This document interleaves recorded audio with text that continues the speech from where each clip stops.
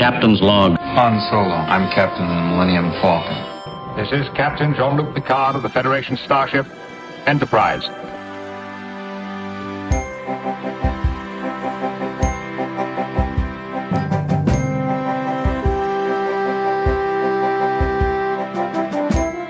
Priority 1 message from Starfleet coming in on secured channel.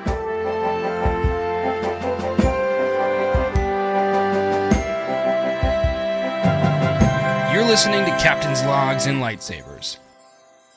Hey, welcome to Captain's Logs and Lightsabers. This is episode 47 of the podcast with Feast of Fandoms that discusses both Star Trek and Star Wars in a single show. My name is Jonathan, and I am one of the two hosts of this program. Joining me, as he does every episode, is my co-host, Chris Stow. How's it going, man? I'm doing great, Jonathan. It's good to talk to you. Looking forward to another good show with you. Yeah, absolutely. So we're coming back and recording a lot closer in between episodes than we usually do. Well, I don't know. Why would that be, Chris? Why do you think we're here recording tonight on May 24th? Oh, something special happened in the Star Wars universe a couple of days ago. So we finally got to release a first Star Wars movie in theaters in 7 years. Yeah, it's a pretty big deal. Yes, it is. You know, it's always special to go onto a big screen to see all those Star Wars ships and characters and watching the ships jump into hyperspace. It's not the same as it is on the TV. It's so much better on the big screen. So it's exciting. Plus, we had a tie-in with Burger King, so we actually got to go and splurge on fast food for the last month ago and buy collectibles. You know? Yeah. You know, for sure. So as you know, as we are sitting down and recording this episode, Chris and I have seen the movie each 2 times. Yeah. I know you saw it on Friday night for the first time, and you said you saw that at your local Cinemark. Yeah. What format did you go? Did you go to Cinemark XD or? No, we just did a standard format at that point. To be honest with you, I wasn't sure if Brandy was going to want to go, my wife. And I kind of was right about that. She went for me, but she fell asleep during it, was snoring. I had a nudge her. Oh, jeez. You know, but we didn't go and splurge anything big on that. But then the next day I went with my Star Trek club, the USS Stella Parada, through Starfleet International. We went to AMC in the Waterfront, which is in Homestead, PA. And we saw it in standard because everybody's, finances, are different from others. So we just kept it simple. Sure. But it was great. The first time I saw it, I had a little hard time following it. I don't know if it was because I was tired or because I didn't have my glasses on, so I didn't see it as focused as I'd like. Mm-hmm. But watching it the second time, a lot of things became more crystal clear, So the way you and I talked about this offline here, but this isn't the best Star Wars movie that was ever made, but it's a very fun popcorn summer movie that I think people will really enjoy. Yeah, for certain. And, Chris and I are certainly looking forward to giving you all of our thoughts, especially after each, having the opportunities to see it twice. I always love to see a Star Wars movie at least 2 times on the big screen before I make a final judgment on what my thoughts are. And, and whenever possible, I do try to get in a third screening, especially if I really like it. But yeah, Chris and I are really looking forward to breaking down our thoughts. We'll give you our attitudes more, after the first time we saw it. We'll go into detail on what we liked, the second time that we saw it.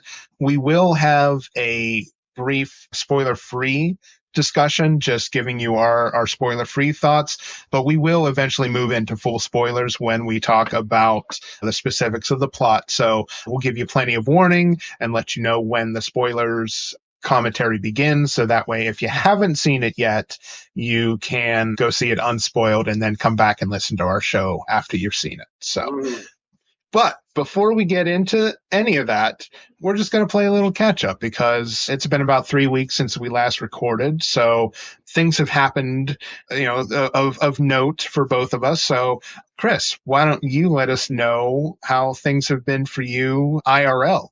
Sure. So besides just working and just, being married, just like you, so really the two things have come up that were a lot of fun. So on Saturday, May 9th, there was a show at the Monroeville Convention Center called Toypalooza. And it's a toy show for vintage toys, and it was a lot of fun. It was kind of overwhelming because there were row upon row upon row of vendors. Mm-hmm. A lot of fun, but I did pick up a lot of fun things. So there were two big things I picked up and then a bunch of little things. The main little thing that I picked up was back when I was a little kid when DuckTales was on the air. Play School, I think it was either Play School or Hasbro, one or the other, but they had these stuffed animals of the ducks, and each one of them had their name written on their shirt. And I always wanted one, and when I was in first grade, I wanted to do it really, really bad. But my dad was like, no, you guys aren't getting them. And, I threw a big fit and all of that kind of stuff. So I never got the Dewey one that I ever wanted, but I found a Huey one at Toypalooza and I got it for $10. Nice. It wasn't in its box or anything, but to finally have one of them with the name on the shirt, I was so excited to finally get one of those. And other little things, I picked up some loose action figures from different franchises here and there. Mm-hmm. But the two big things I picked up was I got a complete 1993 bridge play set of the Enterprise D from Playmates. So Matt, nice. My twin brother Matt always had one. He wouldn't let me play with it when we were kids. He was very possessive of that thing. Matt, come on, man. Yeah, now it's in pieces somewhere at my parents' house. So now I have one, and so I have to assemble it and put it together, and that'll be fun. So, and then I also got from 1996, there was a release from Playmates from the classic Star Trek line of the Galileo shuttlecraft, and it came with an exclusive Captain Kirk figure from his Where No Man Has Gone Before uniform. So that's still sealed in its box, so I was very excited to get one of those. So I don't know where I'm going to put everything. I keep bringing stuff into the house and I'm running out of room. So it's starting to become the point where they're now going into totes in storage in the basement. No more room at the private office either. I'm running out of space there too. Yeah, I've collected more over the years than I probably should have, but it's fun. Yeah. Got to have fun in life. So, yeah. But yeah, those are my big things. And you're picking this stuff up at like toy fairs, so you're not necessarily paying full retail price. Right. Absolutely. So, but yeah, those were nice little things to bring some nostalgia back. There will be another Toypalooza show at the Monroeville Convention Center in September. So that'll be fun, something to look forward to, especially since I'm going to be missing Steel City Con in August because I said in the last show that weekend I'll be in Vegas for the Star Trek Las Vegas convention. So, at least I'll get to go back to the convention center for another show, shortly after. Yeah. Oh, nice. Right. Yeah, that'll be good. You get to, because essentially Toypalooza is a lot like Steel City Con's vendor floor. It's just, yes, it doesn't necessarily just focus on highlighting toys based on the guests that are there at Steel City Con. It's a kind of they have toys of all types of all fandoms and varieties. Yes, absolutely. Yeah, there was Star Wars stuff all over the place. Trying to find Star Trek stuff like hard, but Star Wars everywhere. It was like a bomb went off. Oh, I'm sure. Vintage and stuff from when we were kids and current stuff. And yeah, it was something. I mean, Star Wars is probably the most lucrative merchandise franchise of all time. Yeah. Oh, without a doubt. I mean, just the sheer amount of individual pieces of things that are branded with Star Wars or, cross promotion with Star Wars. There's a reason why people like Steve Sansweet and Rancho Obi-Wan have like hundreds, over 100,000 pieces. I may even be, selling them short for the number of unique pieces they have of Star Wars memorabilia. Mm-hmm. Oh, I can imagine. Yeah. There's no way anybody can collect all that, everything that's out there. It's limitless. So. You know what? Steve Sansweet tries, man. I don't know. We'll give him give him his kudos. He's done a really good job, without a doubt. If anyone can collect everything, it's him. Yeah, absolutely. But that was one thing. And then, so on Saturday, June 6th and Sunday, June 7th, my Star Trek club, again, the USS Stella Parada through Starfleet International, will be going to Three Rivers Comic-Con at the David L. Lawrence Convention Center in downtown Pittsburgh. And we do that show every year. One of the reasons is for recruitment for the ship, but also because we participate in earning money for the convention's charity of choice, which is called Extra Life. And what Extra Life does is earn money for kids for pediatric cancer. One of the things I heard that they do also is get video game systems for kids who are in the hospital. Yeah. They have things to do. And all of that money is donated through, I believe it's Pittsburgh Children's Miracle Network. It's all okay. Connected or whatever in some way. So we have activities and stuff planned that we're going to be doing. But the one thing that's unique about it is our sister ship that's in, I believe, in Westmoreland County, the USS Solstice is also, they always attend there as well. And Solstice was okay. Yeah. I did not know that there was a ship based in Westmoreland County. Whereabouts? I believe they're in the Jeanette area, if I remember correctly. I mean, that's not far. Yeah, so they're the USS Solstice, and there was also another ship in PA not too far from us called the USS Venture, but I believe they recently broke up, from what I heard. But the Solstice, their crew was asked to do what are they called? A panel. They were asked to do a panel on the history of Star Trek for the 60th anniversary, including a discussion of how Star Trek influenced technology that we have now in the 21st century. And I was asked to actually join in and participate in that panel. So this will be the first time I've actually participated on stage in an actual panel for a con. So that's going to be a lot of fun. Yeah. Heck yeah. Congratulations. That's huge, man. Yeah, it's going to be a lot of fun. So I was assigned a certain era of Star Trek to be the one to talk about, and it's the era that I'm not very familiar with, so I had to do some research. It's all Discovery, Strange New Worlds, those ones. So, but I mean, there's more than enough material out there. I can find some information to present. Sure. Yeah. So yeah. Hey, so do you happen to know, will someone be allowed to record that panel, or does Three Rivers Comic-Con reserve the recording rights, or because that would be great to publish that panel on the Feast of Fandoms YouTube if we could get a recorded copy.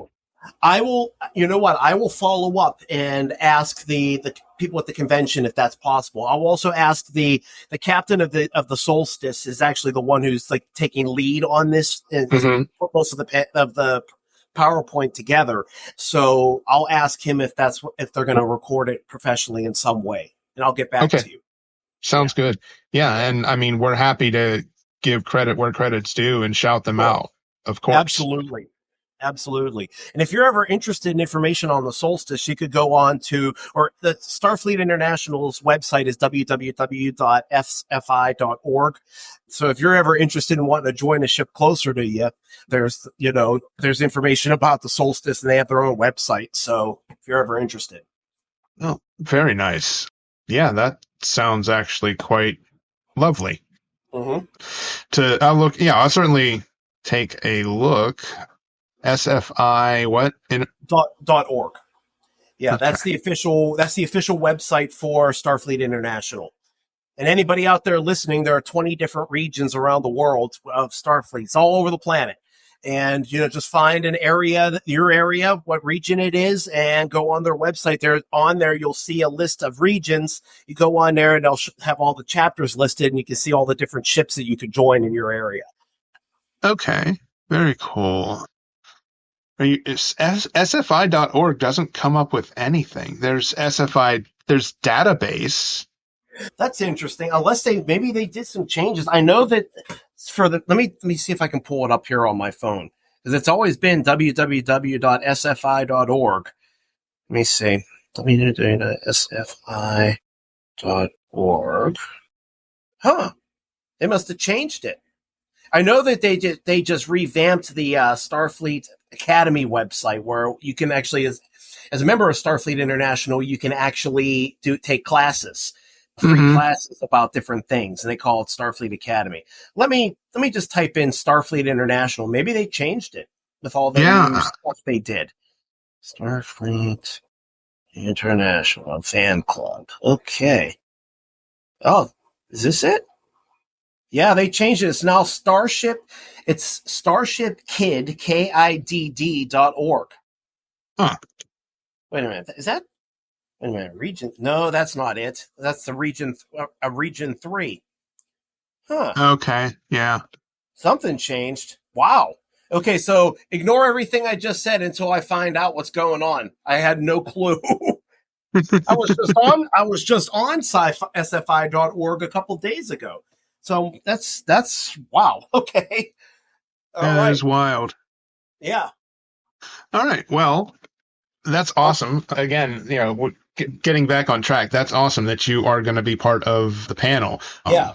But yeah, I'm looking forward to, hopefully, if we at least watching you on the panel, if we're not able to get a recorded copy for Feast of Fandoms. But either way, I definitely want to watch your panel. Absolutely. I'll see what I can do for you. Definitely. All right. Yeah, So what's been going on with you? Well, let's see.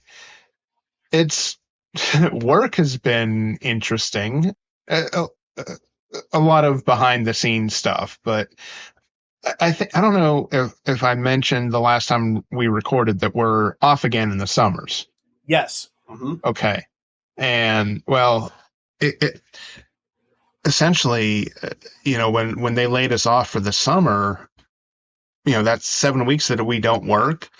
We're taking a pay cut based on what our salary is set at for the position that we do. Okay.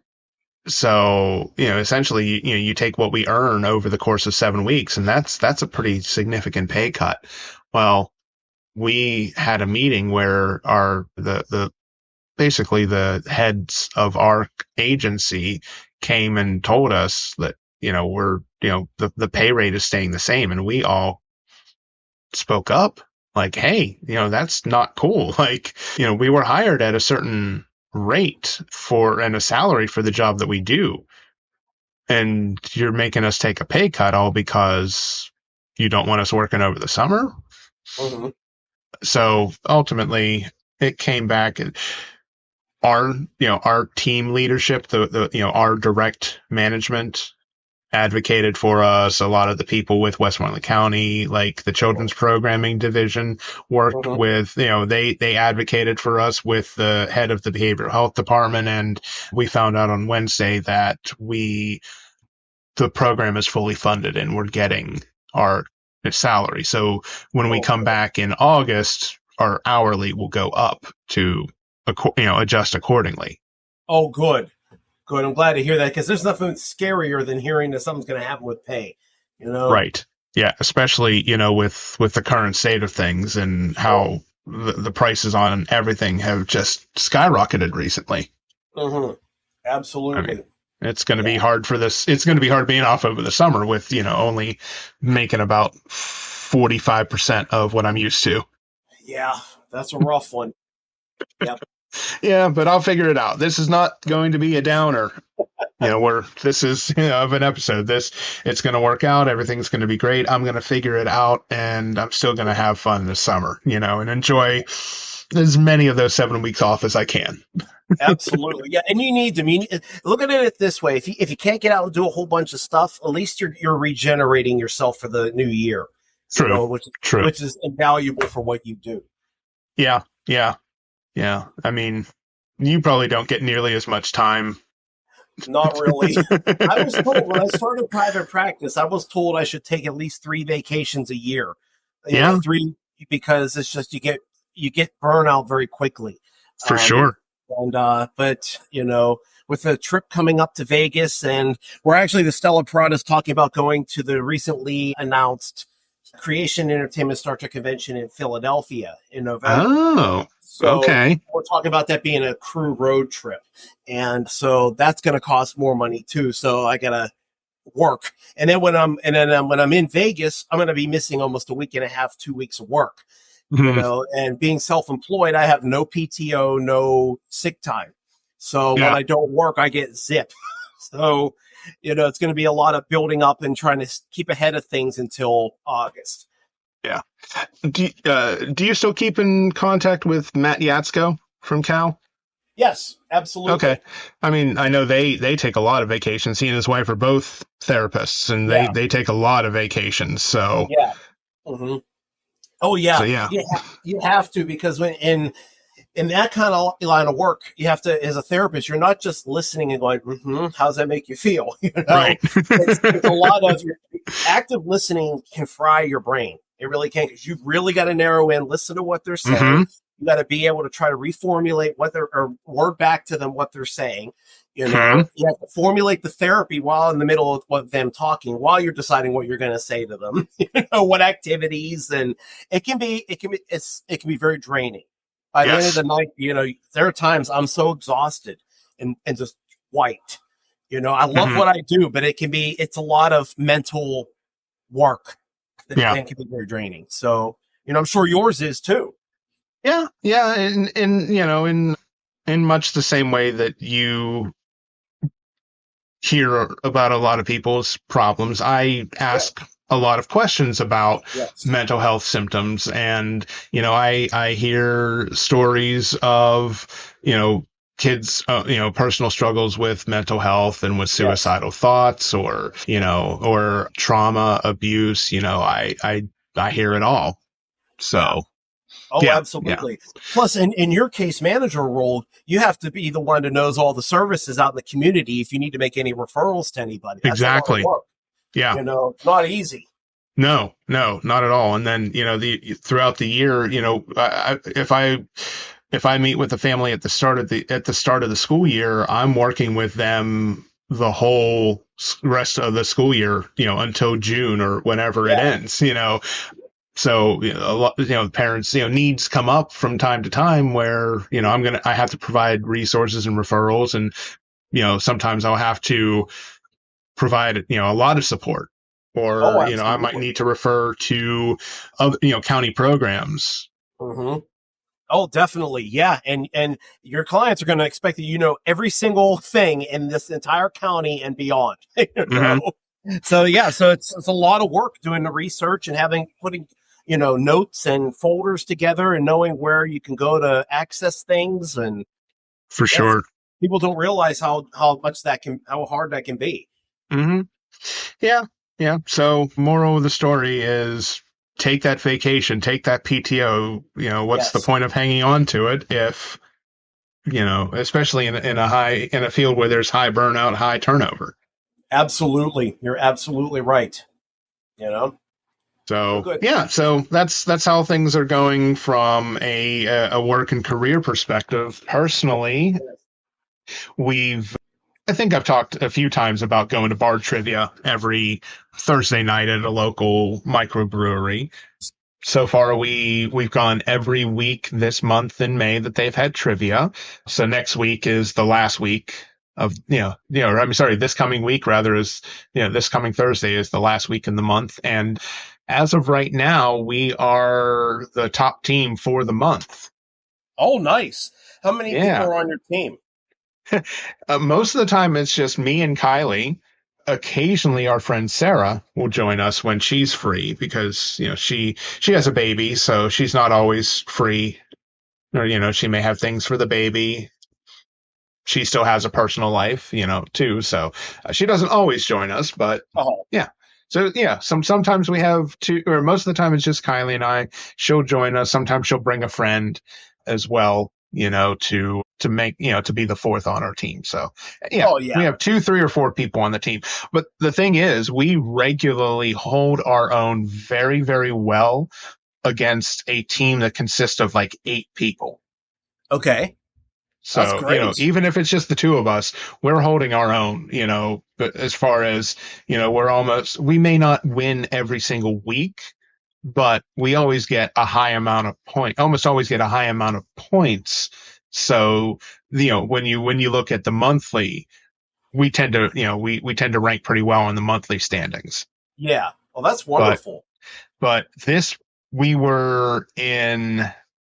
think we were in 3rd place after the 2nd week in May, and we were 2nd place last week. This week we should be 1st place because the one week the team of 8 wasn't there. Okay. And then last week the team that was in 1st place as of last Thursday wasn't there this past Thursday. So, and we got 40 out of a total of, I think, we got 40 out of 44 points. So that catapults us into the lead against the team that was leading, but they missed last week. So basically we're going to win the monthly competition. We'll be number 1 in the standings for the monthly as long as we don't bomb hard. Oh, gotcha. Now, do you guys, when you win, do you guys get trophies or anything?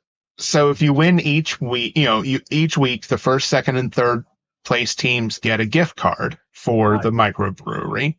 And then if you win the monthly, you get, I want to say you get like normal prizes for every week are $20, $10, and $5 gift cards for 1st, 2nd, 3rd respectively. And I want to say that the monthly is like a $50 gift card. Okay. So not bad. Not bad. Yeah. Hey, and it's fun. You get out. It is. It is. This week was fun. So the way that this trivia works is he breaks it up into 4 rounds, and each round has a category. So the questions all fit into a category. So, and round 3 is always a music round, but it's a themed music round. So like this week, it was all hair metal bands was the music round. But the round before that, round 2 was it was TV characters' jobs. Okay. And one of the questions was, what is the job of Din Djarin in The Mandalorian? Okay. Oh, wow. I'm like, I know that one. Couldn't have gotten any easier. Right. Well, it actually did get easier than that. What was Al Bundy's job was one of the questions, and I know you're a fan of Married with Children. Yeah. One of the others, what was Norm's job in Cheers? Oh, okay. Was he an accountant? Yes, he was. Okay. At least until he got fired in the 1st season. Oh, okay. Yeah, and then he was just he floated between jobs, and then he was a professional barfly basically for a while, where he just all he did was sang out at the bar at Cheers. Oh, okay. Okay. Yeah, I mean, he always came in dressed professionally, so obviously he had a, but yeah, he loved his beer. Yes, he certainly did. But yeah, so I'll let you know the next time we record, hopefully in June, whether we won or not. Oh, please do. That'd be exciting. Good luck to you guys for that. Yeah, thanks. All right. What do you say we talk about the Mandalorian and Grogu? Sounds good to me. Don't get technical with me. Logic is the beginning of wisdom, Valeris, not the end. A Jedi uses the Force for knowledge and defense. All right. I don't really have much of a transition, so we're just going to get right into it. But again, overall, just kind of give me 30 to 45 seconds spoiler-free thoughts on Mandalorian and Grogu after seeing it a couple times. So it definitely keeps your attention. It's a fast-moving movie.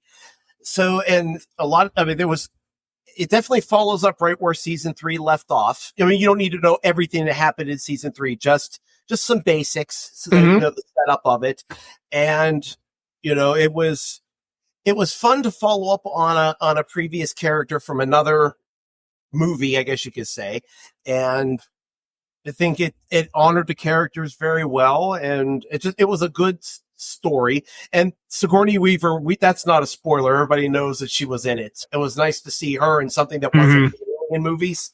You know, she had a really good job and did a good job with her character as well. I thought it was well acted, and it keeps your attention. I think everybody's going to need to see it at least a second time to kind of keep up with everything that's going on and pick up on things. But it's definitely worth going for a couple times, you know. So yeah. I love it. Yeah, I also agree. Especially after the second time of watching it, I thought it played better I thought it played much better the second time seeing it, because you know, the first one, you're so engrossed in trying to follow the story. I know, you know, at least when I watch it, I'm engrossed trying to follow the story and follow the main plot and the main beats of everything. And I'm not taking time necessarily to take in everything that's happening, you know. So having that opportunity to view it a second, even a third time, especially in a theater, I think it's, you know, I get to absorb more of the movie and pay attention to more to things in the background and catch the references and stuff that, you know, you may miss the first time around. Yes. You know, that's the beauty of a Star Wars movie is there is often in practically every Star Wars movie, there is a lot of rewatchability. Absolutely. Yeah. And this is one, you're right, that if you as you watch it more and more, you're going to pick up on things hanging on the walls, or, you know, little things that are said, little Easter eggs. It's going to be fun for people to just keep going back and watching and looking for that stuff. It was chock full of good things, you know? Yeah.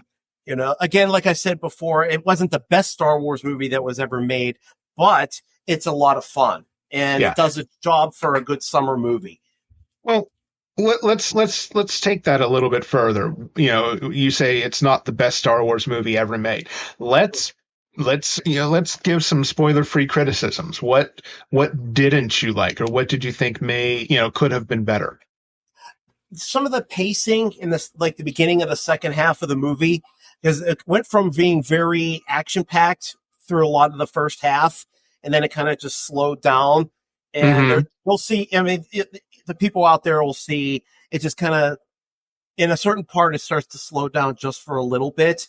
It eventually picks back up again, and it's very action-packed at the end. But it just you kind of slog through a small section of it. And I noticed even the second time when I rewatched it, I started losing focus. I started focusing on I had to go to the bathroom more than the story. So that was my biggest thing as well. Plus, I don't think any story of Star Wars is ever going to really take place of like the Skywalker saga.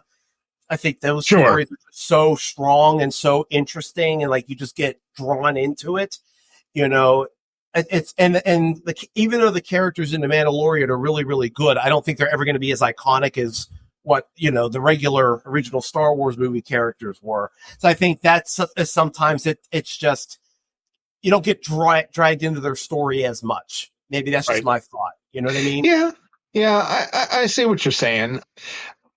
I will say that, you know, if I am going to levy some criticism at Mandalorian and Grogu, I would say that there are times where it certainly feels like it's, you know, while Favreau and Filoni, you know, swear that, you know, the movie was written as a movie from concept to execution, it still felt at times like it was a couple of, you know, like 4 episodes of The Mandalorian stitched together.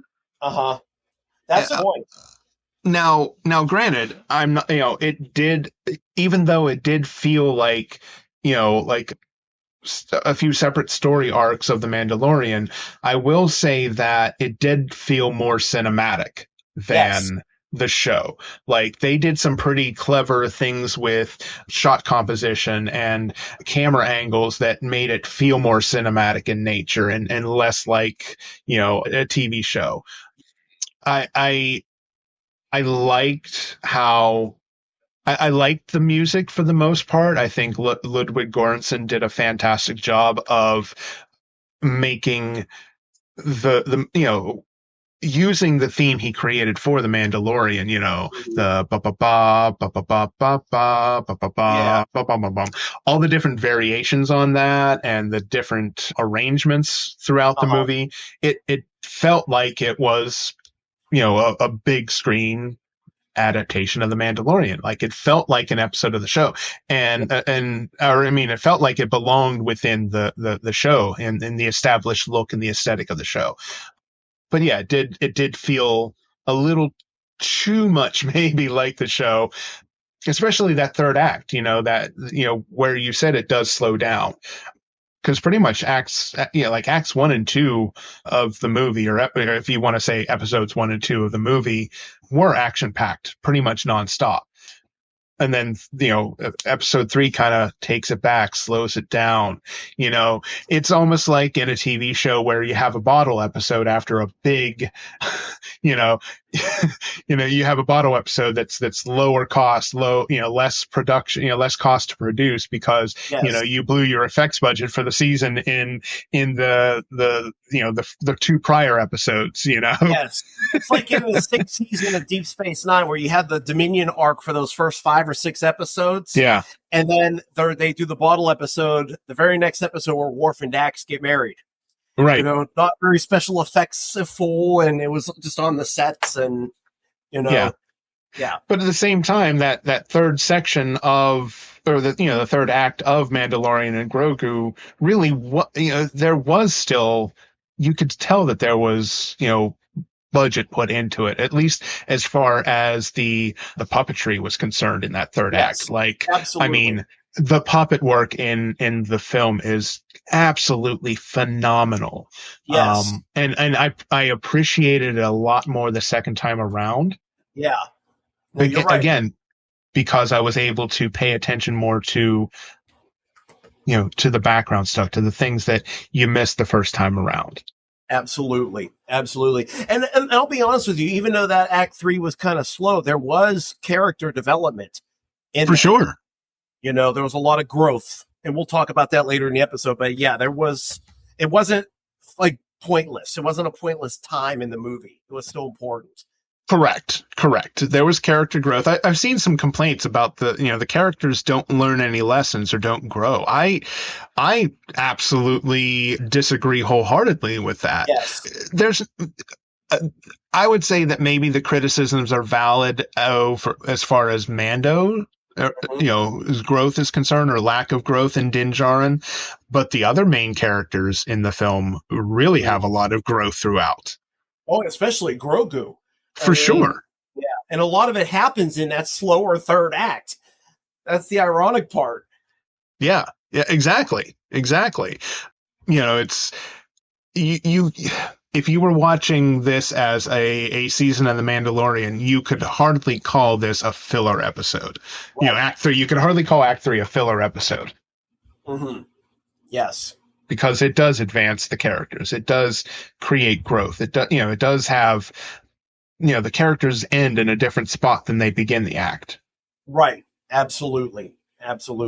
So yeah, I think that the movie did its job for, having a lot of fun, action-packed adventure where you're cheering on your heroes and you get pissed off at the baddies and you want them to lose. Mm-hmm. And it's typical, it kind of reminds me of like what George Lucas said about the original Star Wars. It was just supposed to be a fun movie, like a popcorn movie. That's what it felt like to me. I still would like to go back and see it a couple more times before it leaves theaters, For sure. So, and it's something for people to look forward to and have, some fun with. I actually saw on Facebook earlier today, some random guy, sometimes I just see random things, and he was taking his son, who's 10 years old, to his very first Star Wars movie, and this was it. And that's going to be his special memory of the first time seeing Star Wars on the big screen. I think it's wonderful. Mm-hmm. It's like for me, my first one I saw as a kid was Star Trek V. Most people hate Star Trek V, but it's special to me because that was the first one I was old enough to see in theaters. Right. And I'm sure you have yours, or your Star Wars movie, So if this movie will be special to a group of kids, of people, you know. So, and it's also, again, one of those movies, you don't listen to the critics. they're always going to gripe and moan and groan about something. You have to, if you're going to go to a movie, you have to go into it with a clean slate and say, I'm going to just watch it for me and make my own decision. For sure. Yeah. And, you know, sometimes critics have a tendency to really over analyze a movie, right? This was not meant to be like, this was not meant to be a Skywalker Saga movie. You can tell throughout, the spots where this felt more like a lower budget Star Wars movie, right? Yes.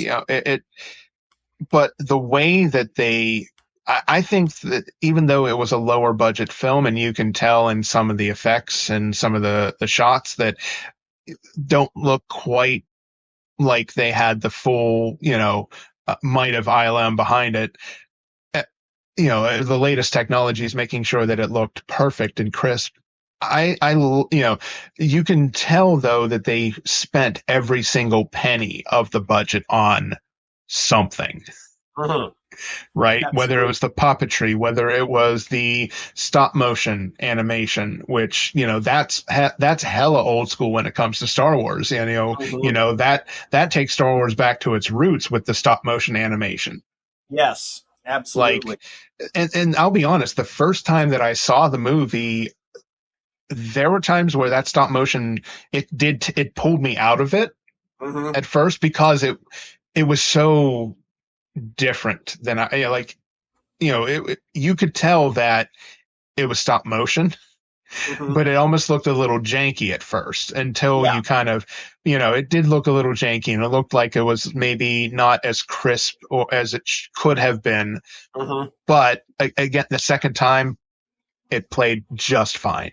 And, there's a couple, there are a couple moments where, there are a couple moments in the film where the stop motion, you can tell it's mostly stop motion, and both of the sequences look pretty good. I will say that the big stop motion sequence in the second time around with those steampunk looking droids in, where I mean, right? Yeah. Yeah, that was clearly stop motion, but I think it looked better because of the darker nature of the set. Yeah. It wasn't as jarring as, the stop motion on the white sand and, terrain on that planet in the opening act. Absolutely. One thing, speaking of that opening act, it reminded me of, I always noticed, even when I was younger, in all 6 of the first Star Wars movies, before they move into the main story, at the beginning of the movie, they always have a little side adventure that's going on. And then it stops and then leads into the main story. I saw that in this movie. That whole first opening was exactly like that. And I thought that was really cool to have that again. Something thrilling and exciting that didn't necessarily have everything to do with the main movie, but got you engrossed in what was going on with the characters. It kind of reintroduced that world, Right. Yeah, that very first act was I guess you could call it a cold open, or, it's a filmmaking style, I believe, that you would call in media res, where you're joining something already in progress. Yes. It just drops you right into the story as it's happening. There is no setup. There is no, nothing leading up to it. It's just like, boom. It's like, we're right here. We're starting off with the, right in the middle of a conversation, essentially. Exactly. So yeah, I believe in media res is the correct filmmaking technique to describe what happened there. Okay, cool. That's nice to know, because I always wondered what that was. Yeah. Yeah, but you could call it a cold open, right? Because it did all of that sequence did occur before the credits rolled. Absolutely. We got the little text blurbs up on the screen. Can't call it a scroll because it wasn't a scroll. Exactly. You know what? It reminded me a lot of how Solo started. You had those few sentences that displayed to kind of set the tone and set the scene, essentially. Absolutely. I agree. But yeah, overall, absolutely enjoyable. I am psyched that there's a new Star Wars movie in theaters. Yes. I cannot wait to go back to see it a third time, maybe a fourth time. I mean, the beauty of it is the movie is going to be in theaters, I'm assuming through to the end of July, right? I hope so. That's going to give it a good 10-week run in the theater. I think that's perfect. I think, and another thing about the movie and critics and talking about all of that before we kind of tangented into more discussion of the movie, the cinema score, which is, they interview people right literally as they come out of the theater. They talk to people and get like real time reactions of people just walking out of the theater. It's got an A- cinema score, which means the people that went to see it, that were interviewed, that were polled after they walked out of the theater, had really good things to say about it. That's good. I'm glad to hear that. Yeah, and that generally garners good word of mouth. So I think the movie is going to continue to perform well. I was looking at the Box Office Mojo numbers today before we were recording. I don't know. I got into a little discussion on the Feast of Fandoms chat on Facebook. Yeah, a little back and forth with Garrett. The movie worldwide has already made $165 million, which is the production budget for the film. Now, when you look at the production budget, almost reliably, you want to double that to be inclusive of marketing, reshoots, and all of that stuff. So $165 million initial budget, double that, you're at what, 330? Yeah. So the fact that the movie has made back production budget in 3 days of the opening weekend is pretty impressive. I'm sorry, like the fact that I don't care what adjusted for inflation, whether it's not doing as well as Solo or it opened less well than Solo. Solo had its own problems with the marketing. Plus, that was 2018. It's post-pandemic. It's post-COVID, right? Not everybody's flocking to the theaters right away opening weekend to see movies. The studios have finally got people convinced that, that going to the theater is a necessity to see these movies because, the window of time between theatrical release and when they appear on a streaming service has gotten significantly larger. We're talking like, sometimes 7-8 months in between when theatrical and when it appears, when this film's going to appear on Disney Plus. Yes. It was the fact that on a holiday weekend, Memorial Day weekend, in the first 3 days that the movie was in theaters, it made back production budget. That doesn't count today's numbers, Sunday, the 24th. That doesn't count what the movie's going to make on Monday, Memorial Day, right? There's still 2 more days part of that long weekend that's going to add to that opening, even though it's not the technical opening weekend gross, it all matters. Every dollar spent matters. Absolutely. Absolutely right. The biggest indicator, I think, and we rarely talk like box office numbers like this, so this is really weird for us. It sure is. But we're going with it. We're rolling with it because this is where the conversation took us. It'll be interesting to see how it performs in its second weekend and to see what the percentage drop from opening weekend is. If it can hold steady at like only a 30% drop, that the film's going to have legs. It's going to do well week after week after week the whole time it's in theaters. It's going to make that $330 million back and then some. I have a feeling. I can feel it in my bones.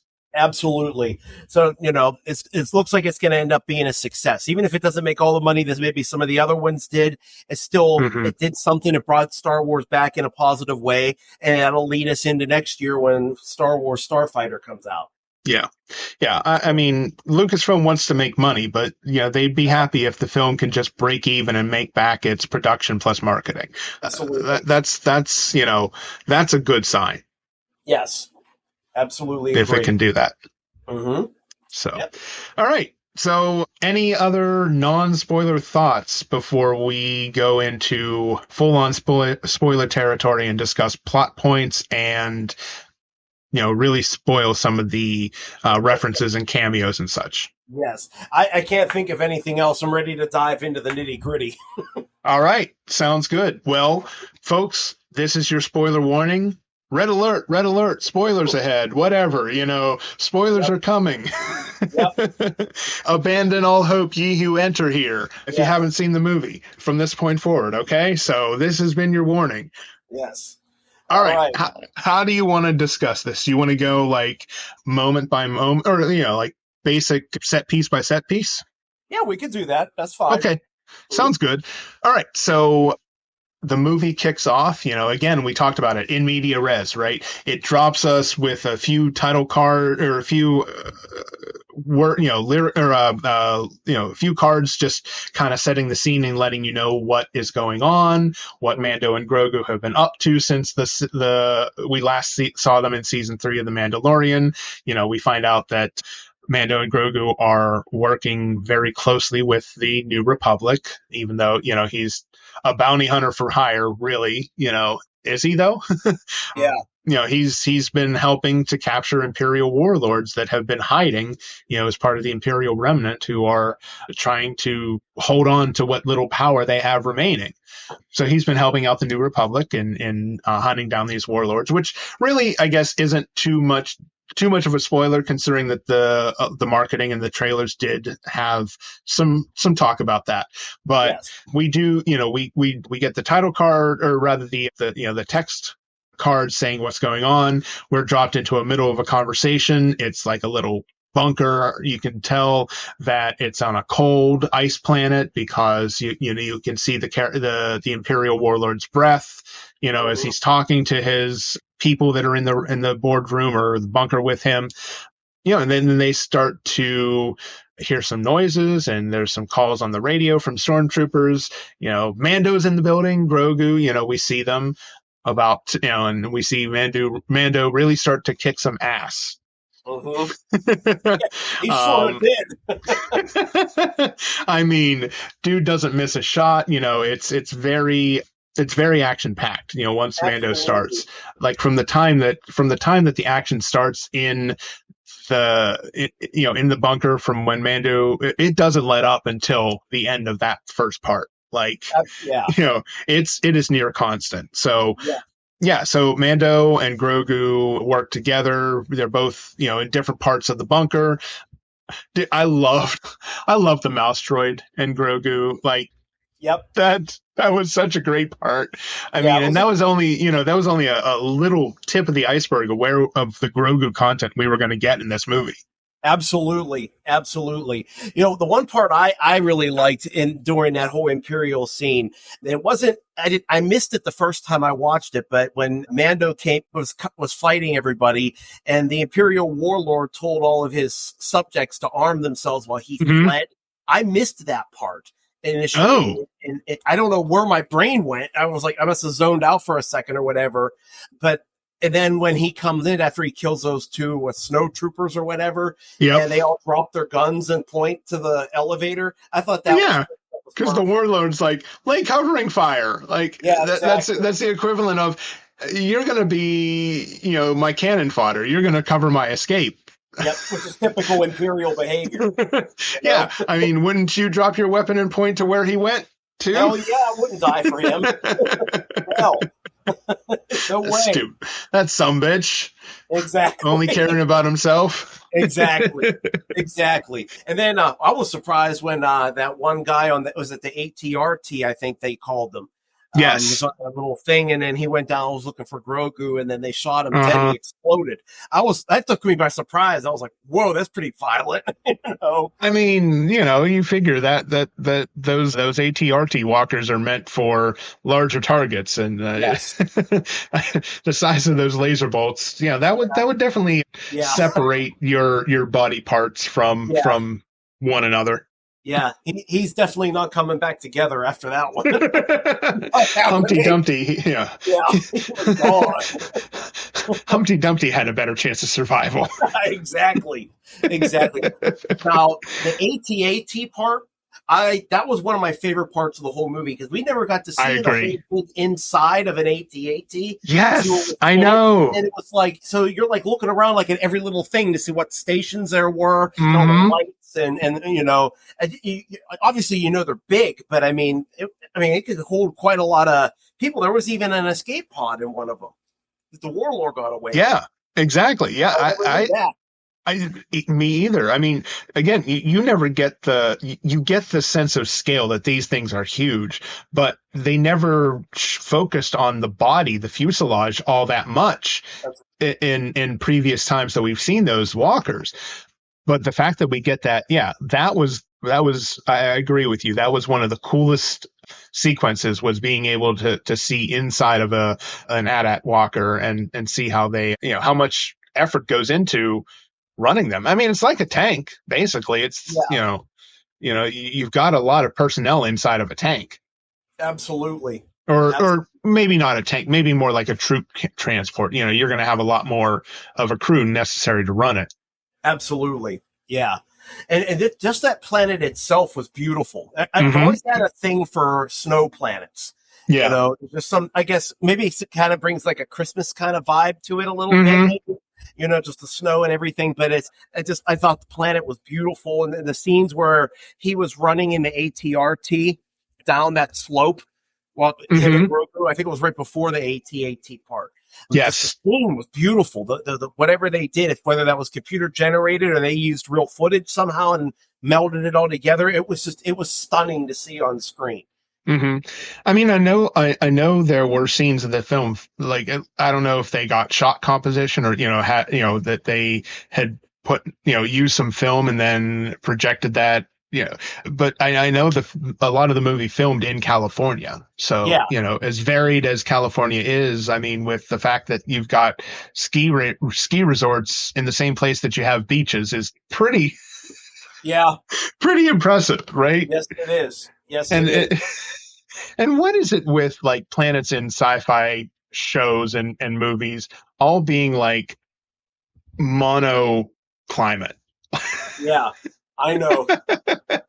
Star Trek is just as guilty of it too. Yes, it is. That's what's always been fun about Star Wars, is every time you get a new movie, there's a new planet. There's some sort of new biosphere or whatever that you can never see in your environment. But why are there so many snow planets, man? That's true. I guess after a while you run out of things. I mean, heck, scare if at least they got a beach planet in there at some point. Right. I think that's all it is. When Star Wars was fresh, you had the desert world, you had the swamp world, the snow world. After a while, there's not much more. I mean, think of how many city planets there are now. Yeah. I mean, we had Shikari in this one. We had Janix and Darth Maul, Shadow Lord. Yes. I will say that this is kind of jumping ahead a little bit as far as plot, but Shikari gave me a lot of Blade Runner vibes in the way it was designed, like with the outdoor food stalls and restaurants and like all the stands and the neon and the fact that, you've got the trains overhead, you've got the speeders, you've got other like flying cars. It definitely had a very dystopian look and feel to it. That's a good point. Yeah, you're absolutely right. And you notice the city itself was just a single level. It's not like Coruscant where, levels upon levels upon levels and the planet just kept building on top of each other. Yeah. It's not a layered city like that. I mean, you figured, we got was it an Andor or Kenobi, wherever, one of the shows where we got a view of Coruscant, the only piece of the natural beauty of Coruscant could be seen in that peak of the mountain. Yes, in the Mandalorian. It was in the Mandalorian. I swear it was in Andor too.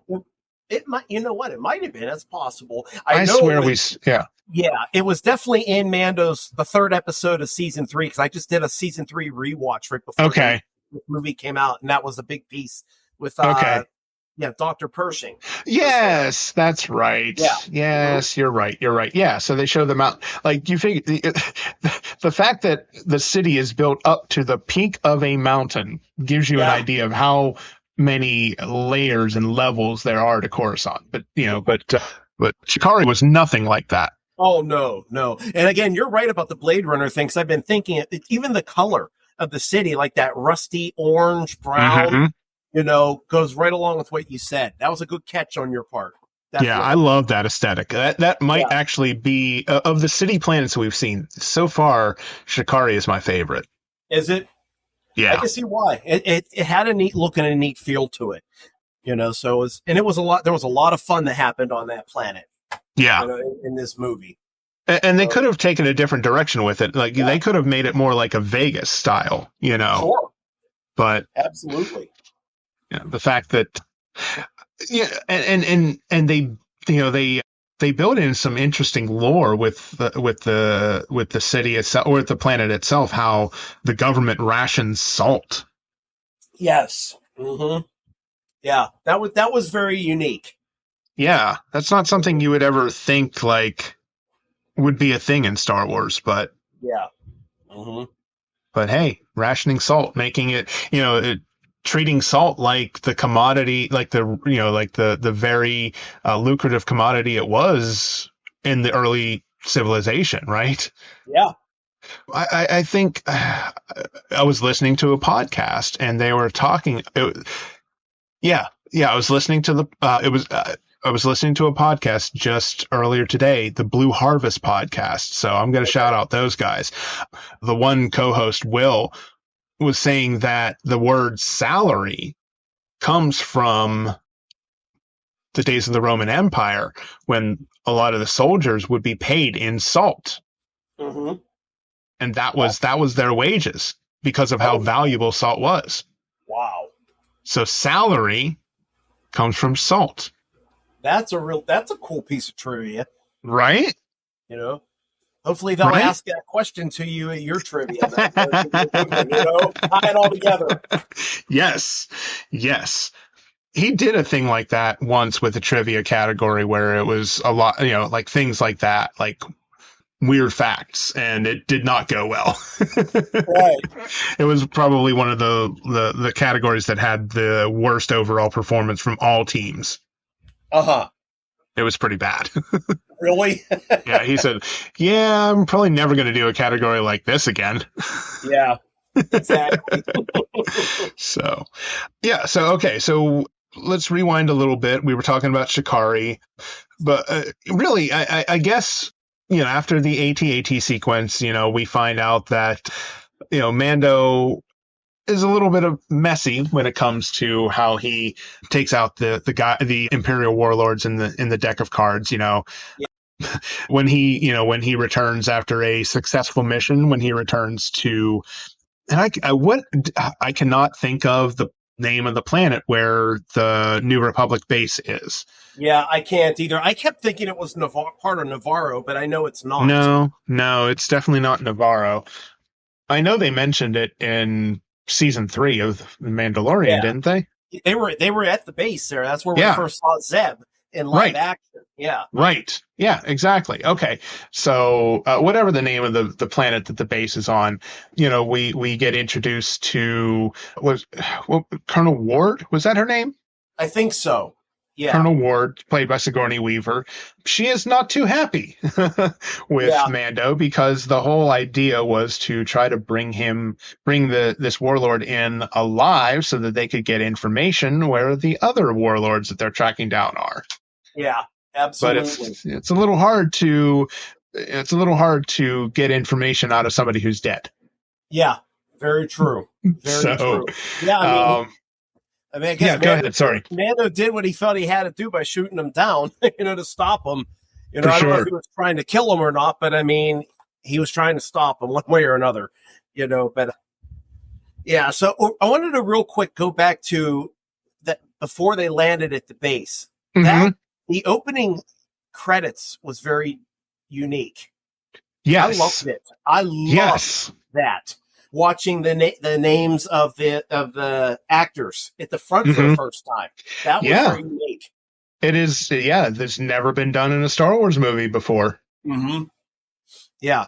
And, watching the names popping up while the Mandalorian theme is playing, that was, I loved it. It was something small, but something fun. With a unique stamp on the movie. Yeah, I mean, it did feel like a TV show. That's another thing that kind of chalk up to feeling like an episode of the show. Yeah. But I mean, it's hard. This is hardly the first movie to ever do a credit roll like that. So Absolutely. it's right. I guess I'm willing. I can overlook that by I'm just picking nits at this point, really. Exactly. And I mean, I didn't expect that there was going to be an opening crawl, and I did see an interview with Dave Filoni where he said that's for the Skywalker saga movies. Yeah. So, yes, and that made perfect sense. That was a great explanation. Leave it at that.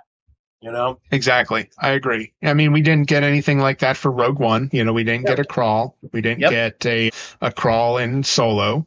Nope. We're not going to get a crawl for Starfighter. Exactly. But that's okay. Just like you said, that little opening text was perfectly fine. That's all we needed. Yeah. So, all right. So one of the fun parts about, so we find out that, who is it? What's her name? Colonel Ward again? Yes. Colonel Ward. So she wants to send him on a mission to go and find Rada the Hutt. And this is a request being made by, the cousins of Jabba who took over his empire. And that was basically the big plot of the rest of the movie was this mission. Yeah, and, right. They're running Jabba's empire, but they are not. They don't own. They haven't inherited Jabba's fortunes, even though they're running the criminal empire for him. Right. Okay. So he's given a Razor Crest so he can go meet with the Hutts on Nal Hutta to get information about Rada, so he can go and find them. So what did you think about that? The explanation of why they found him a Razor Crest again. So I guess maybe I missed part of it. I just thought that they had the ship and they gave it to him. Really? No. Was it pay or something? Colonel Ward talks about how they got hold of the ship. Right. She mentions Imperial. Yeah, an Imperial warlord that had a collection of vintage starships. Yes. Right. So it was a stock model. Right. Okay. Yeah. Go ahead. I thought that was. I just thought that. I thought that was all that was necessary. Yeah. Because from the very first few episodes of season 1 of The Mandalorian, we are told that the Razor Crest is an old ship. It's rare. It's very rare. So, the trailers showed this new Razor Crest, and a lot of fans were like, well, that doesn't make sense. The Razor Crest is rare. How is this possible? It's possible with 2 lines of dialogue, and I felt satisfied with that. Oh, yeah. Yeah, that part I heard. I didn't know if it was like if there was more of a reason that they said, hey, we know this is something that you loved or had attachment to or something like that. I didn't hear anything like that. I just heard them say, this will be part of your pay or part of you getting to do this job. And she let him use the ship. That was pretty much what I thought. Yeah. Yeah, no, it was definitely part of his compensation for the mission. Yeah. Absolutely. No, but I'm just the explanation for why it exists, why a Razor Crest that looks like that exists. Right, exactly. Yeah, it was perfect. There wasn't a whole lot of exposition on it. It was just like you said, a couple lines, and it worked. It worked. Yeah. And just a little side tangent here. I like how I love how this film didn't take the audience for granted and the knowledge of the audience for granted, right? You don't need to know who Zeb is. You don't need to know who Colonel Ward is. You don't need to know a whole lot about any of the characters to enjoy the movie. Being somebody who, if you've never seen The Mandalorian, you don't need to see it. Yes. It puts us right in the middle of the story. It doesn't spoon feed us who the characters are and their backgrounds, right? It is very much rewarding for the fans who consume everything, but accessible to fans who may only watch the movies or may have never seen an episode of The Mandalorian. Exactly. No, you're right. Yeah. So I thought that was very well. I think the movie does fan service very well. you can tell exactly where Dave Filoni had his fingerprints on the references and the callbacks and just the little nods to the things that we've seen throughout all of Star Wars, across every single project that's been out. Absolutely. It was fan service done well, and I know a lot of complaints of some of the newer Star Wars shows on Disney Plus is that a lot of it is tell, don't show. Uh-huh. And this very much was, we're telling our story. You figure it out. If you want to know who these characters are, you can do your research later. We're not telling you. We're just telling the story for everybody, so follow along and then look up who these people are later. Yes, absolutely. So I really like that part. Yeah, I agree. All right. So, okay. So we we're on Nal Hutta. What did you think of Nal Hutta? Like the look and appearance of the planet? I liked it. It was very grimy, which I guess fits the huts. It was very swampy. It looked like a lot of the fortresses and things were built into trees. It kind of reminded me a little bit of Kashyyyk to some degree in that regard. See, I got more Dagobah. I got both. I agree. Okay. With you. There was the swampiness of Dagobah, but like the stuff built into the trees, what kind of reminded me of Kashyyyk a little bit. But I mean, it was. You could just tell like that it was a very uncomfortable world, just miserable, and again, it fits the whole theme of the Hutt Syndicate. Yeah, it was like Dagobah itself is a pretty savage planet as far as the ecosystem, the flora, fauna, the creatures, but Nal Hutta felt more dangerous than even Dagobah. Because a lot of the creatures seem to have a lot more sentience, and they were more humanoid than they were creature. Yeah. So it's not just you have to understand how predators work. You have to understand how predators with advanced brains think. And you have to adapt. It's definitely felt like a more dangerous planet than even Dagobah. Absolutely. Now, one question I have about all those droids that they had for security, were some of them like super battle droids from? Yeah, it kind of looked like some super battle droids. So that droid? Those are basically like droid mercenaries. Okay. Like they're a fee for service, right? They're almost like a private military contractor, right? They're available to provide security for a cost. Okay. So, or they're kind of like, if we follow, if you kind of look at the origins of Star Wars being inspired by samurai films in Kurosawa, that part of the inspiration, it's like, they're a lot like Ronin, they're muscle for hire. Yeah. Okay. That makes sense. I was wondering if they were maybe repurposed from the Separatists or whatever, Yeah, it's very possible. Yeah. Wouldn't surprise me. They had how many billions or trillions of droids. I mean, I'm sure they would have ended up somewhere. Right. Right. Yeah. These droids essentially united around a new purpose of essentially being like, they have a reputation, obviously, as well for being very good at providing security. Right. Absolutely. Now, one thing, this is just the twin part of me coming out, but I could relate very much to the two Hutts, the twins, being very connected to each other, sitting close to each other, finishing each other's sentences, things like that. Because Matt and I are the same way. Yeah, so I felt for them in that regard. I kind of connected with them. It's kind of weird, but yeah. They're slimy as hell. They're bad. Then right. Obviously, they made it. They put on a good show of saying how much they cared about Rata, but as we find out later on, they just want to get rid of them. You know, it was funny that the only image they had of him, you know, even knowing how popular he is, was just him as a baby from the Clone Wars movie. Yeah, and again, that's what I think. That's what I'm saying. Like about fan service done right. Like it was there, but there was no explanation given of who that character is or the connection. But like, if you've seen the Clone Wars movie, you know exactly who it is. You laugh, you know, at the absurdity of it, and yeah. Absolutely. Yeah, it's just one of those things they can go and research them and watch the movie if they want to on Disney Plus.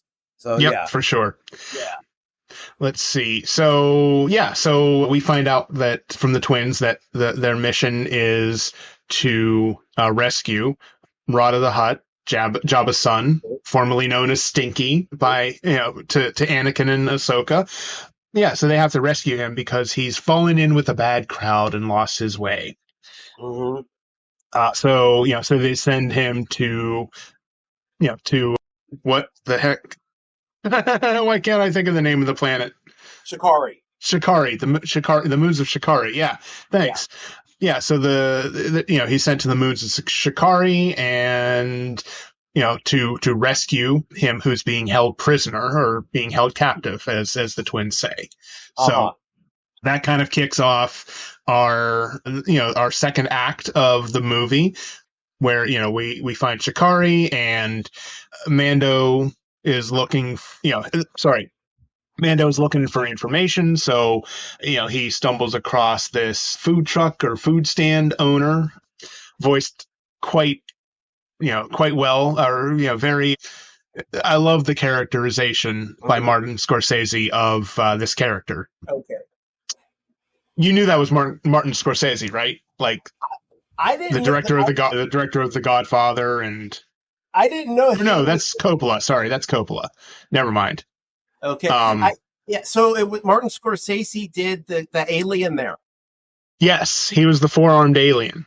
Oh, I didn't know that. I thought he was the bald-headed Imperial later on. No. No. That's they didn't really think too hard for the character's name. So you're talking about Janu Coin, right? Yeah, Coin. That's it. Yeah. Yeah. So the actor that plays that character, his name is Johnny Coin. Okay. So Janu Coin for an actor named Johnny Coin. They really didn't vary too much from the actor's actual name. Yeah, apparently. Okay. No, that is not Scorsese. Okay. No, Scorsese was the alien, which I believe that's the same alien race as the pilot in Rogue One. Oh, okay. Yeah, I knew that his race looked familiar. I just couldn't remember where he was. Yeah. Who he was from. Yeah, he was a smaller creature with the four arms. So, yeah, and he wasn't the same race as Dexter Jetster, the diner owner in episode 2. Okay. Yeah. So yeah, he was smaller, four-armed. Yeah, he was definitely, and I can't think of the race of creatures, but yeah, he's the same. I think he's the same type of creature that was the pilot for Woody Harrelson's character in Solo. Solo, not Rogue One. Sorry. Okay. Yeah, I was thinking. I was like, wait a second, did I miss something in Rogue One? I'm getting my movies mixed up. Yeah. Hey, it's okay. As of us recording this, ladies and gentlemen, it's 10:36 at night, so we're probably getting a little tired. Perhaps. Yeah. All right, so Shikari, the moons of Shikari. So he finds out from Martin Scorsese that everyone knows Rada, right? Rada is like the favorite fighter in these arena fights, in the pits, in the fighting pits. Yeah. So. Yeah, so we find that Rada is being kept in a prison cell, but he's got massage droids, just taking care of him and giving him, percussion massages, and just, after his big fights. Yep. Yeah, and we find out that he really wants to escape from the shadow of his father, right. And you can also see that he doesn't want to be this bad, evil kind of tyrant. There's actually kind of a heart to his character where he doesn't want to be evil. He doesn't want to do what his family has done. He just wants to make his own way out in the universe, which made the character interesting. But also, he was really looking forward, and he really believed that he was going to be a free agent after this last fight, and he was going to get out and be able to just do whatever he wanted, and little did he realize what was coming behind the scenes. We find out. Right. Exactly. Yeah. And then, I appreciate how, they tell us that Rada somehow got into debt with Janu, right?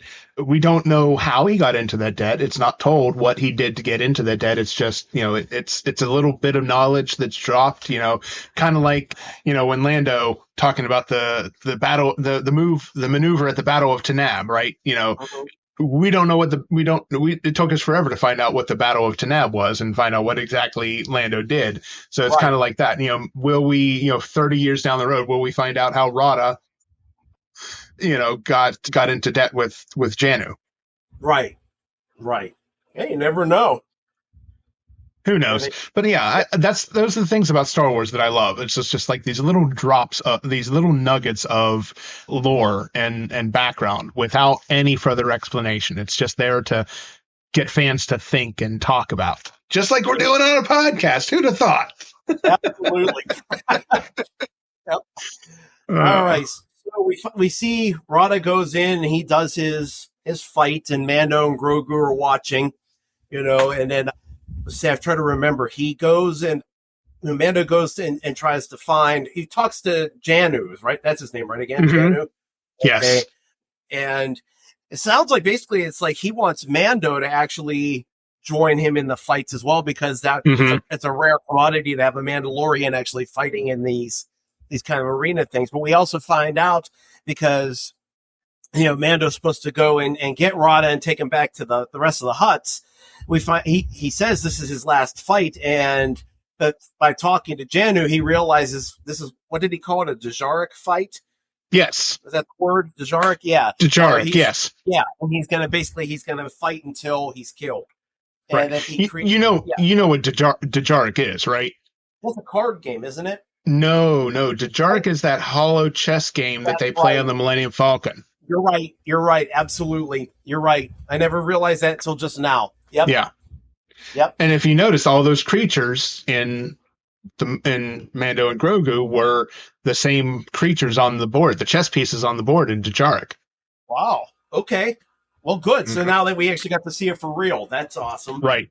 And I don't know if you noticed, I caught it the second time around, but the floor of the arena has those round circles and the colored squares that looks like a Djarik table. I knew there was some sort of pattern on there, but I couldn't figure out what it was. Okay. Yep. Now it makes sense. Yep.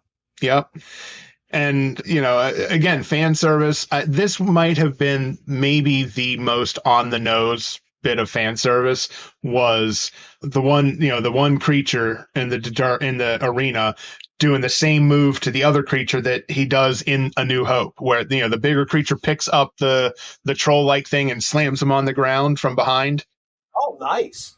That was a move in in A New Hope, and that was the move that pissed off Chewbacca, that got him to roar, where that sparked Han's comment about suggesting to let the Wookiee win, because Wookiees pull people's arms out of their sockets when they lose. That was C-3PO's move that pissed off Chewbacca. Interesting. Okay. Now I'm going to go watch The New Hope and watch that part. I'm going to just try to piece it together to what we just saw. So cool. All right.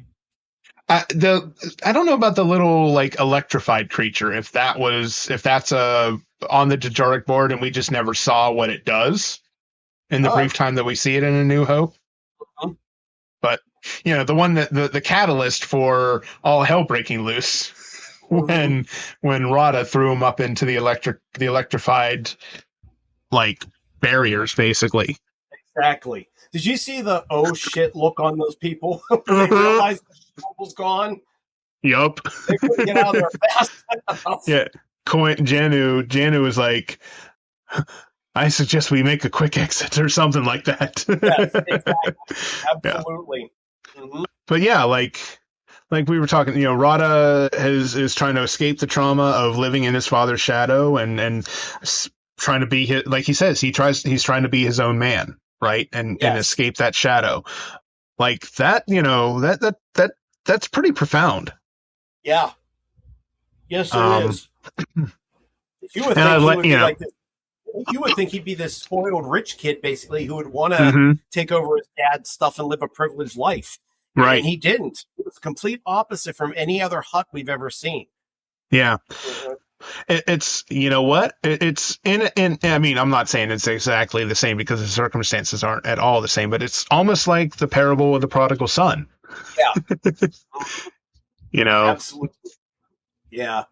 And so we find out Rada really didn't believe Din Djarin when that he was slated for death. And he actually kind of betrayed him really and fought him in the arena before all those creatures came out to finally kill him, and he realizes what's going on. Right. That was crazy watching all those creatures go jumping out into the streets. Yeah. And raging havoc. It reminded me of remember the Rampage, the video game? Even though they weren't climbing buildings per se, it was just reminding me of them destroying stuff everywhere. So yeah.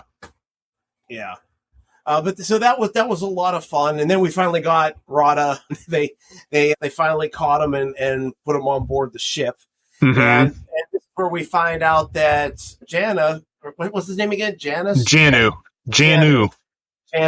Okay, Janu was actually this imperial coin that he was actually looking for. And at first he didn't believe Rada, but Rada said to him, and he's right. You're a bounty hunter. You know when people are lying. Am I lying to you? And so that took us on a trip to the beach. I guess it was still on Shikari, or was it on another moon of Shikari? That was on one of the moons. Yeah. One of the moons. Okay. For sure. Okay. Yeah. That was like his mansion. Yeah. His beachside estate. Yeah. Yeah. And we find out very quickly that he was telling the truth because the house is loaded with stormtroopers. Mando comes in again, starts, shooting at people and everything, just like at the beginning of the movie. And they finally catch what's-his-face, Janu. And, they have a nice high-speed speeder chase with the stormtroopers. That was really an exciting scene to see. Sorry, interrupting for a second. Another little callback, that scene reminded me a lot of the car chases in Indiana Jones and the Last Crusade, that car chase scene. Yes, it did. And I would not be surprised if that's exactly what that was meant to evoke. Oh, I'm sure. It wouldn't surprise me. Heck, if you even look at the speeders, they had an Art Deco kind of look to them from that era.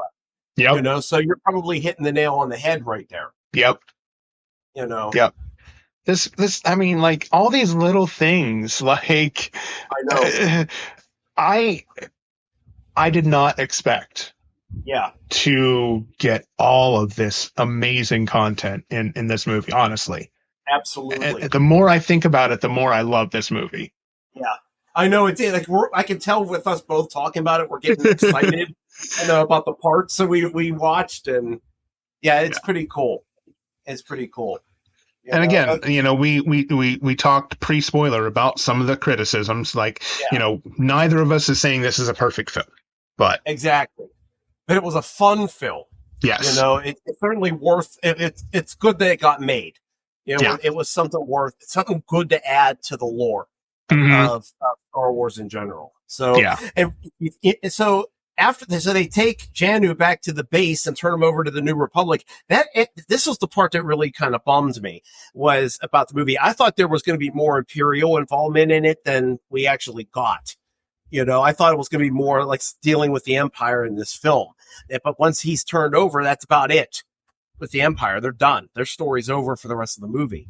Yeah. And it kind of shifts back to Rada again. And they go, what do? They go back to Mando's house, but Mando kind of suspects that they're being hunted. So he shuts all the lights off or whatever. But right before that too, what are those little creatures called? Anzellans? Anzellans. Anzellans. Okay. Anzellans. Anzellan. Okay, so they all showed up, and they were in the third season of Mando as well. Right. But, we were introduced to that race for the very first time in The Rise of Skywalker with Babu Frick. Yes. So they must have some sort of popularity with the fans because, for them to keep popping back up, they're funny. They're very funny. Yeah. And they're used just the right amount. Like, yes. They're not used excessively because the shtick could get overused. Yes, absolutely. Like I like the speech and the little one-liners coming from those, and just the and the thing, and the fact that you have to pay really close attention to the things that they say because of their syntax is very it's very broken basic. Mm-hmm. Yes, absolutely. They're funny. Like the one-liners written for them are hilarious. Oh yeah, Bad Baby is hysterical. Bad Baby, yes. Funny as they'll get out. Yep. And then when they get to Nal Hutta, after we're jumping ahead a little bit, but whenever they and Grogu get to Nal Hutta, like the one just talking about Nal Hutta, this place, just the commentary about how creepy the place is. Yes, absolutely. Mando and Grogu take a little break. They go back to Mando's ranch or farm or whatever on Navarro. But they're being hunted by a bounty hunter, because for them double crossing the twins. Mm-hmm. Because they didn't bring Rada back to the twins. The twins hire Embo, the bounty hunter from the Clone Wars. Mm-hmm. Which, by the way, another Clone Wars character making the leap to live action. Very, very well done. I was very impressed with Embo's fighting style and the way he used his body, very much like a ninja. Uh-huh. I thought. Oh yeah, he did. Definitely.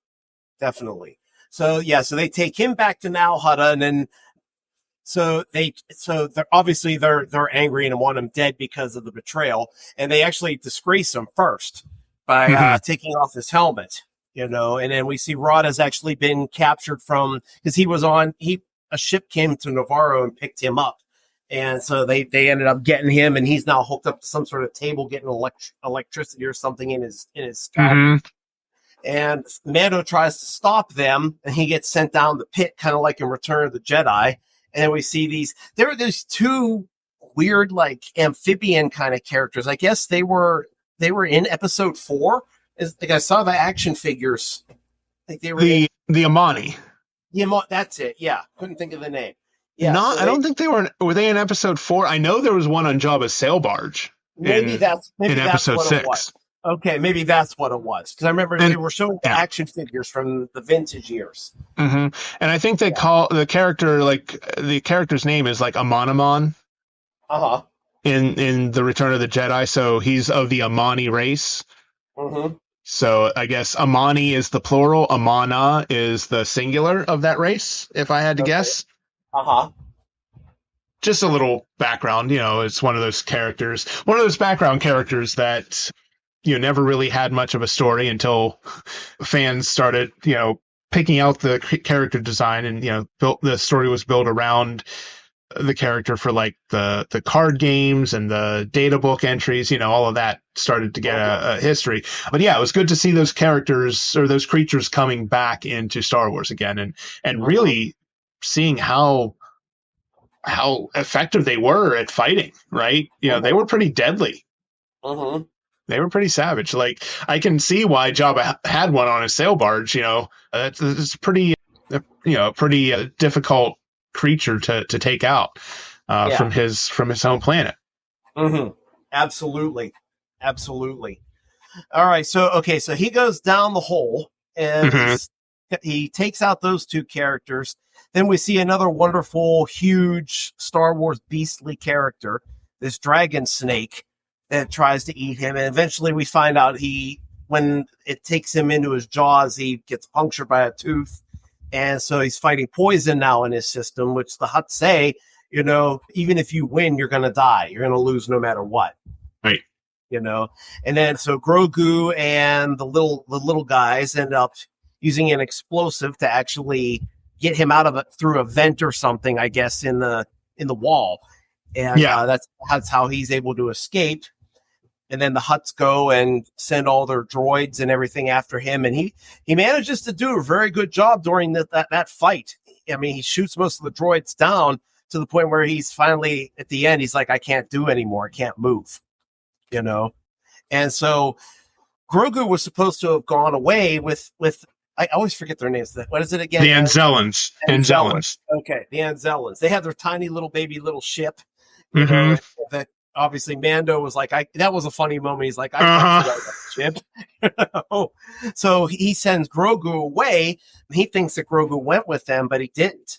You know, because when Mando finally collapses and all these scorpions are walking on him, Grogu comes back and actually eats the scorpion, and then it finds a way to build like a Yoda kind of mud hut, essentially, like he had on Dagobah, over him to protect him. You know, but he doesn't build it big enough, which leads to that bit with Grogu using the Force to pull him out, push him in, clunk, pull him out, push him in, clunk. Yeah, absolutely. The kids especially loved that in the audience. They were getting I'm sure a kick out of that, you know. So, but so we see that Grogu's going around. He's getting water from like one of the swamps for them to drink, and he finds this. A fish, kind of sentient fish creature. It's like sitting. I want to say, at first I thought it was a Doug, like Sebulba, the first time I saw it. But then the second time that I saw it, I think it's just like, it's meant to be like an alligator. I mean, you figure it's a swampland. I think it's just supposed to be like a gator who's, it's like it's like, it's supposed to look like an alligator. And then like the character itself is supposed to be like the shaman, deep in the bayous of Louisiana, you come across the shaman who, with his little voodoo tricks, yes. That's what that was the aesthetic I think that they were going for with the character's personality. But the fact that it's like a bayou or swamp, I think it's meant to look like a gator, like a space gator. That's what it sounded like. Yeah. So, but he ends up having the cure for this poison. He gives to Grogu, but he doesn't know if they're going to make it in time. But Grogu feeds it to him anyway, and we find out the next morning that it worked. It was perfectly fine. And so they decide they need to get off this planet once and for all. They find the ship that Rada was actually transported off Navarro from. And so they actually, Mando and Grogu come to a crossroads. Do we leave or do we fight back and say enough is enough? Because we also heard earlier in the movie when his helmet was taken off, the only way that he wouldn't be disgraced is if he killed them. So we knew that was a big thing that he needed to do. Otherwise, he would have been disgraced and probably would have had to go back and get bathed in the waters again. Yeah, exactly. Mandalore.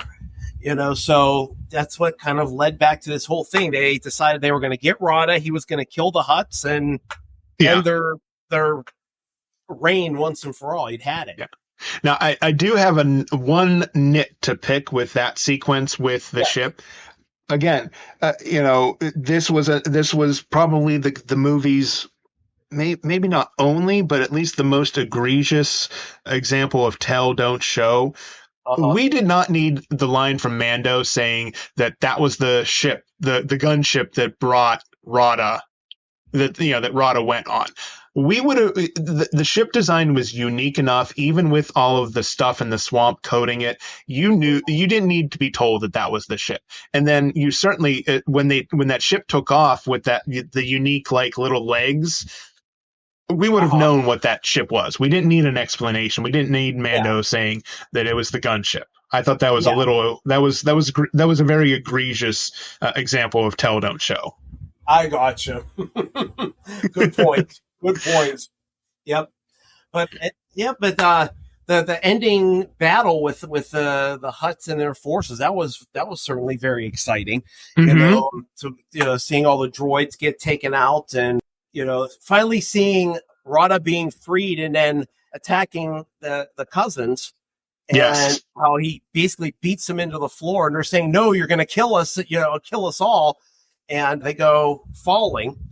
And then we got one thing in this movie did really good with Grogu too was showing him using the Force. I was getting stronger with that, and to see that little guy lifting Rada up from that pit, Yes. like he did. At first, I didn't know that was Grogu doing it. I just thought maybe Rada was on something that brought him back up because he was like standing. It looked like he was standing on his tail, until you realize, oh, he's being lifted out of there. And man, those cousins got what they deserved. Yeah. They deserve to get eaten. Oh, for sure. And I know you said the snake itself kind of freaks you out because you don't like snakes. But the fact that when the snake was swimming away, we could see the two distinct lumps from both of the huts in its gullet. Yes, that was cool. That's exactly how a snake eats. When a snake eats live prey or like a rat or something, that's exactly what it looks like. You see that lump as it's, slowly swallowing and digesting it. I thought that was beautifully played out. Absolutely. I agree with you. Yep. If we can go back for a second to Grogu using the Force to raise Rada out of the pit with that was a fantastic callback to how far we've seen Grogu come in his mastery of the Force from the very first season of Mandalorian, that the first 3 episode arc with the Mudhorn, right? And little Grogu, baby Grogu, uses the Force to essentially levitate the Mudhorn a little bit to give Mando time to get away. But then, he drops it and then he falls asleep because he's exerted himself so much. And now to see him lift a character like Rada, who's probably just as heavy, if not heavier than the Mudhorn,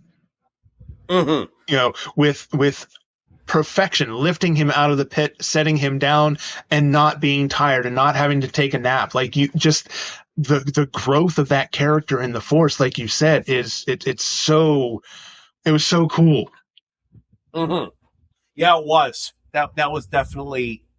It's you don't expect to see something that little be able to do that, but then it's kind of a nice little callback to Empire Strikes Back when Yoda was able to lift the X-Wing out of the swamp. Yes. So yes, I don't know. Exactly. I don't know if they purposely tied it in like that, but it is a parallel. Yeah, I would say so. And obviously Grogu succeeded where Luke did not, because he did not believe in himself enough. Right. Absolutely. And again, I'm going to have to nitpick just a tiny bit. And I'm sorry. And this comes from a place of love. Please don't get me wrong. Sure. But I think during that whole sequence when Grogu was lifting Rada out using the Force, I think rather than whatever musical cue that Ludwig Göransson used there, I think if he had done a variation on the Force theme, like his take or his own unique arrangement of the Force theme, I think would have played better there than whatever track he put in. Fair enough. Yep. But again, look, little tiny nitpicks, like right. Yeah. it's so minuscule. Yeah, exactly. But that's part of being a fan. Nothing's minuscule, So, and what did you think of the New Republic fleet coming? That was a nice callback to, you got the X-Wings coming in, the Y-Wings coming in. We got to see Dave Filoni flying one of them. The gentleman, the gentleman with the beard, I can't remember his name. The Asian. Yeah, Carson Teva. That's it.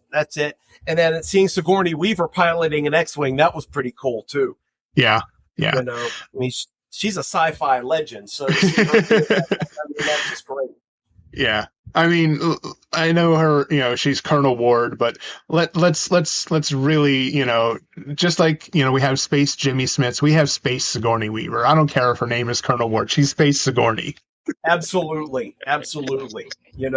So that was fun watching them take out the Hutt's base once and for all, so yes. Makes you wonder now what's going to happen with the Hutts, or what's going to happen, with these crime syndicates and stuff. Now that there's basically nobody left, and Rada clearly doesn't want it, so I love the fact that when they brought him back to the New Republic base, that he actually said he wants to do something for the New Republic. Jabba would be rolling in his grave hearing something like that. You know what I mean? Right. And it was funny that Zeb was able to kind of say, I have a uniform that might fit you. You know, that was cool. Yeah.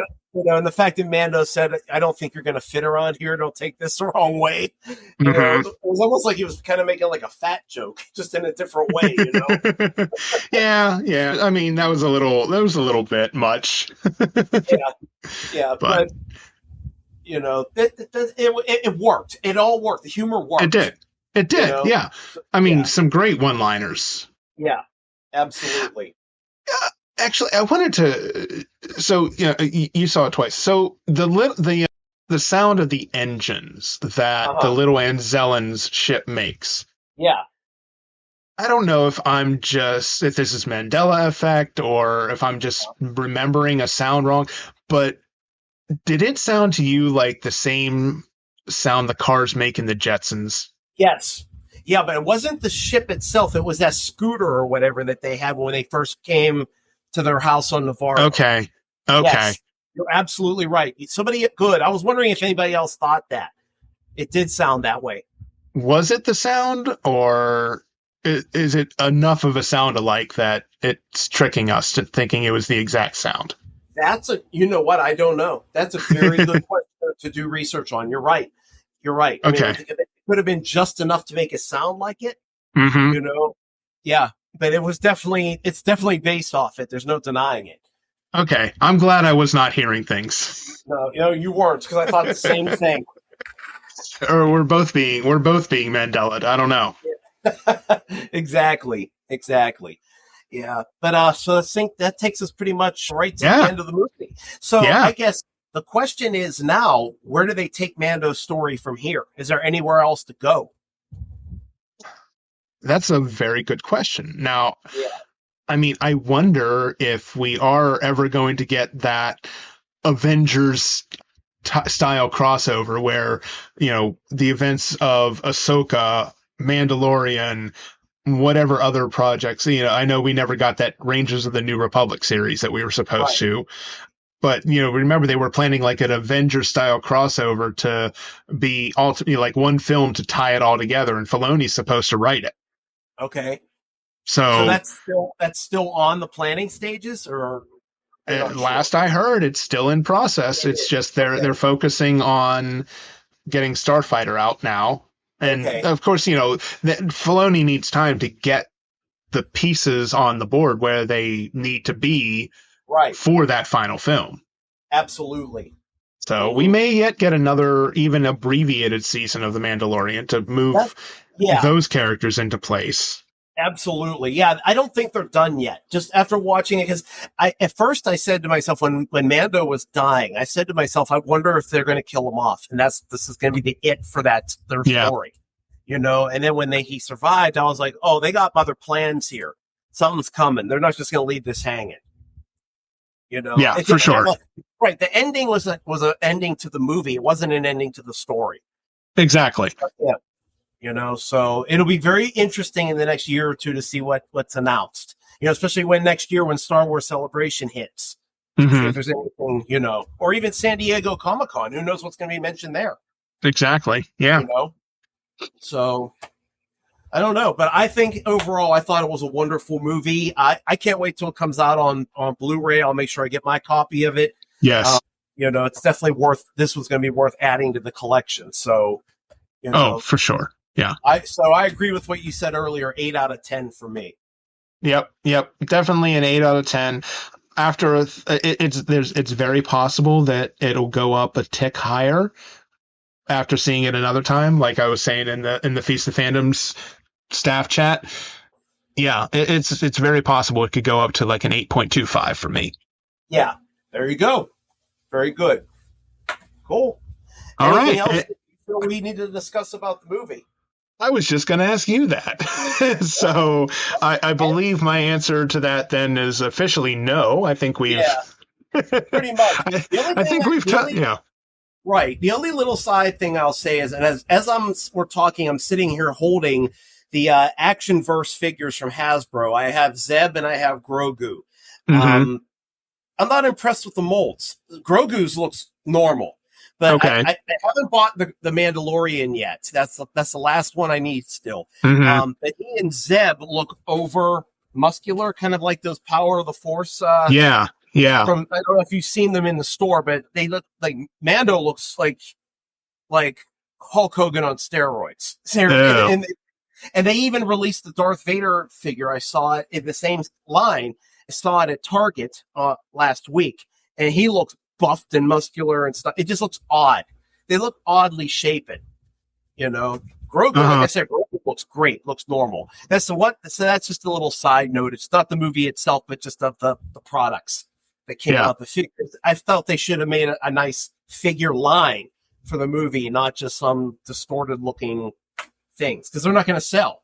If they look crap, no one's going to want them. Yeah. You know? Yeah. But other than that, the movie was fine. For sure, yeah. Yeah. I mean, those figures that you're talking about, those are the ones that just kind of carry the Mandalorian and Grogu branding. They're not like Black Series or anything. No, they're just they just created their own line called Action Verse, and there were just 3 of them. You know. Yeah. So I guess you should allow it a little bit of grace because it's not trying to be hyper realistic mold. Exactly. Right. Yeah. That one. Those are the figures that are geared towards the kids that are going to want a toy to play with after seeing the movie or before seeing the movie. The Black Series, those are the ones for the collectors. The ones that care about points of articulation and what the mold looks like. Absolutely. I will say, though, that it's nice to have an action figure of Zeb. That's cool. Yeah.